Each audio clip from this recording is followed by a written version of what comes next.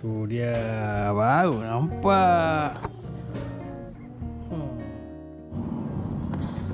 Ni saya nak buat tinted pakai spray Boss ni. Kejap. Ni untuk tinted guys. Sebelum ni saya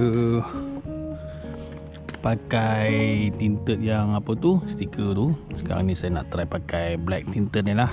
Saya dah buat dekat saya punya signal, lampu brake. Nampaknya berjaya.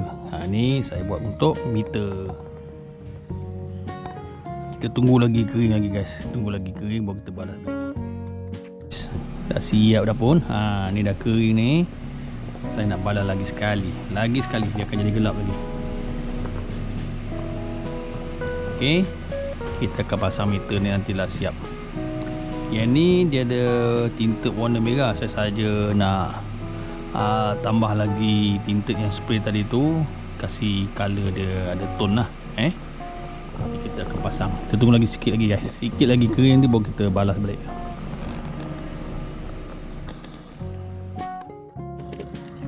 Okey guys, dah siap dah pun. Dah kering dah ni. Nampak? Dia macam tinted kan Ni macam tinted. So kita nak pasang dah ni dah. So dia ada tone color lah. Yang atas tu merah sikit, yang ni bawah ni kasih gelap sikit. Dia tak mau gelap-gelap sangat guys. Kalau gelap kan nanti kan tak nampak dia punya meter nombor. Jom kita pasang. Let's go. Kita acuh kat sini dulu. Tu dia, baru nampak. Jadi kita tak payah nak pasang tinted-tinted. Dah jadi macam ni. Ini saya tak balas lagi guys. Ni saya tak balas lagi dah ni. Ingat tadi nak balas lagi gelap kan. Ini pun dah cukup gelap ni. Okey, nanti kita pasang kita punya kunci. Kita kasih on lah. Jom kita pasang kunci. Let's go. Okey, kita nak pasang lagi guys. Minta bantuan kita punya assistant.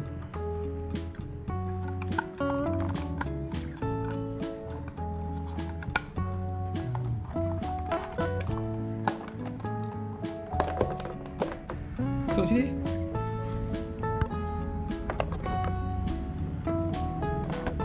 Nampak cantik. Color dia pun abah. Okey, kita kunci dulu.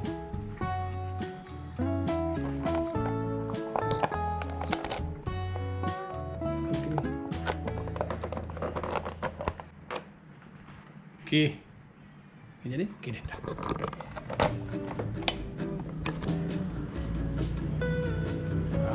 Cantik.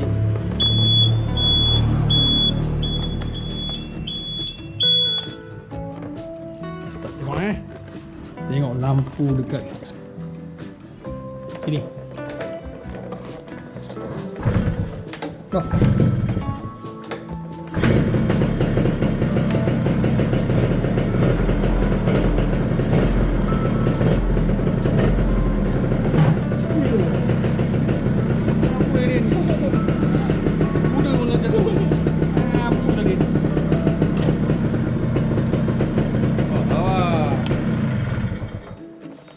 Bawa lawa dia punya ni.